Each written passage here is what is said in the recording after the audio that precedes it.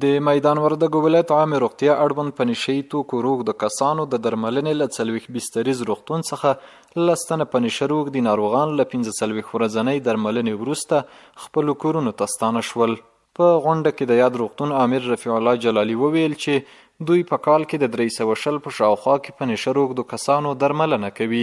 دا چې د میدان وردګو ولایت د معتادینو روغتون 40 بستریز دی، نو زموږ د ټیم د هماهنګۍ په اساس باندې 48 نفره ناروغان تر تداوی لاندې په داخل د بستر کې موجود دي، چې له دې جملې څخه نن ورځ 10 نفره ناروغان تداوی بشپړه شوه او له روغتون څخه رخصت کیږي. په جوړو شو مراسمو کې د دې ولایت د عامه روغتیا رئیس ډاکټر رسول خان نظری په خپلو خبرو کې وویل د اسلامي امارت په راتګ سره په نشه روږدو کسانو درملنې ته ځانګړې پاملرنه شوې او له مسؤلینو یې غوښتنه وکړه چې له نشهیي توکو روغو شوو کسانو ته کاري زمینه برابره کړي. په دې تداوي څخه وروسته یو توجه او همکاري ته اړتیا او ضرورت ته چې هغه کورنۍ او فامیلونه یې پایوازانې همدا قسم محیط خلک نور ادارې له موږ سره په دې برخه کې همکاري وکړه چې همدغه اشخاصو ته د کار یوه زمینه برابره سي تر څو پورې دوی دوهم ځل لپاره مجبوره نه سي نشهیي توکو ته مخه کړه. له نشهیي توکو تازه رغېدلي کسان د خپل تیر ژوند کړاوونه راپه کوي.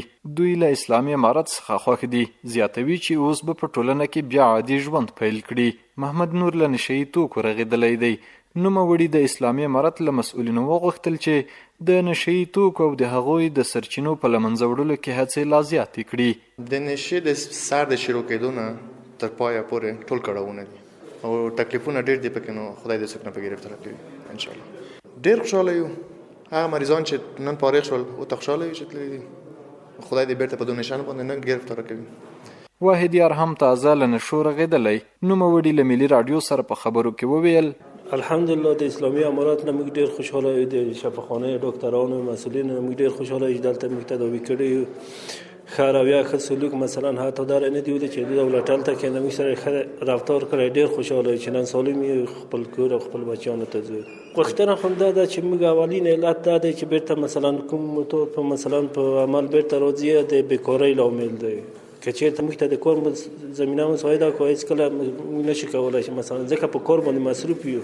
له نشهیي توکو رغېدلو کسانو ته په جوړې شوې غونډه کې په یاد روغتون کې د شاوخوا 3,500,000 افغانیو په ارزښت ځینې رغنیزې پروژې هم ګټې اخیستنې ته وسپارل شوې.